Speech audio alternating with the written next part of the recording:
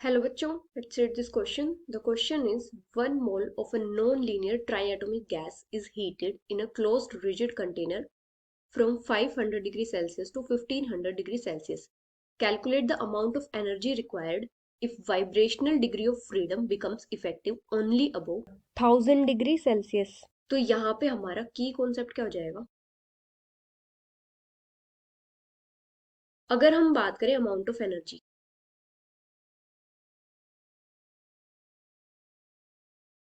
तो जो amount of energy होती है वो किसके इक्वल होती है? इसको हम डिनोट करते हैं डेल यू से, equals to CV dt. CV यहाँ पे क्या होता है? Heat capacity at constant volume, और dt टेम्परेचर डिफरेंस. अभी अगर हम बात करें law of equipartition of energy,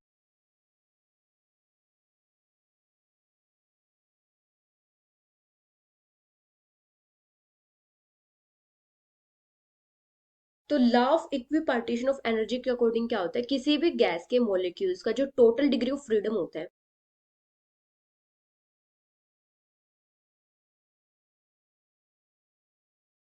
ये किसके इक्वल होता है? 3 × n.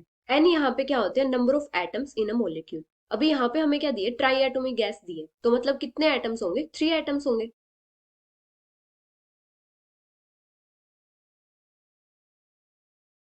तो टोटल डिग्री ऑफ फ्रीडम क्या हो जाएगा?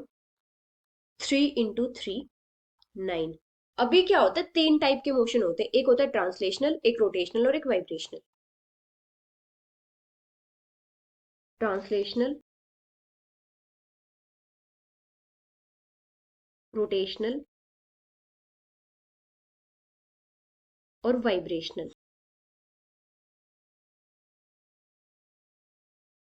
तो ट्रांसलेशनल मोशन के लिए कितनी वैल्यू हो जाएगी? 3. रोटेशनल के लिए होगी, अगर लीनियर है तो 2, अगर नॉन लीनियर है तो 3. और वाइब्रेशनल के केस में अगर लीनियर है तो 3n - 5, और अगर नॉन लीनियर है तो 3n - 6. अभी हमें क्या गिवन है? Non linear triatomic gas.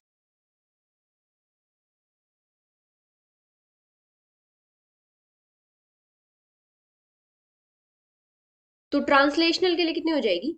3. Rotational के लिए भी 3, और वाइब्रेशनल के लिए भी 3. मतलब 9 - 6 3. अभी यहाँ पे क्या बोला है कि जो वाइब्रेशनल डिग्री ऑफ फ्रीडम है वो इफेक्टिव है सिर्फ अबोव 1000 डिग्री सेल्सियस से. तो यहाँ पे हम जो एनर्जी की वैल्यू होगी वो कैसे फाइंड आउट करेंगे? इसको हम क्यू से भी डिनोट कर सकते हैं, CV1. यहाँ पे टेम्परेचर डिफरेंस कितना हो जाएगा? 1000 से 500 प्लस CV2 1500 माइनस 1000. यहाँ पे क्या होगा? यहाँ पे हम वाइब्रेशनल डिग्री ऑफ फ्रीडम को कंसिडर करेंगे. तो यहां से हमारे पास CV की वैल्यू कितनी आ जाएगी? CV1 की वैल्यू कितनी आएगी? 3R/2. जो ट्रांसलेशनल मोशन होता है उसके लिए जो एनर्जी होती है वो कितनी होती है? 3/2 × R. और रोटेशनल के लिए भी कितनी वैल्यू होती है? 3/2 × R. और यहाँ पे हम क्या करेंगे? वाइब्रेशनल को कंसिडर नहीं करेंगे, क्योंकि जो वाइब्रेशनल है वो अबो 1000 ही हमें कंसिडर करनी है. तो यहाँ पे टेम्परेचर डिफरेंस कितना आ जाएगा? 500 प्लस CV2 की वैल्यू कितनी आ जाएगी? ट्रांसलेशनल के लिए 3/2 × R प्लस 3/2 × R रोटेशनल के लिए. और यहाँ पे हमें वाइब्रेशनल भी कंसिडर करना है, तो कितना हो जाएगा? अभी वाइब्रेशनल के लिए जो एनर्जी होती है वो कितनी होती है? नॉन लीनियर के केस में 3n - 6 × R.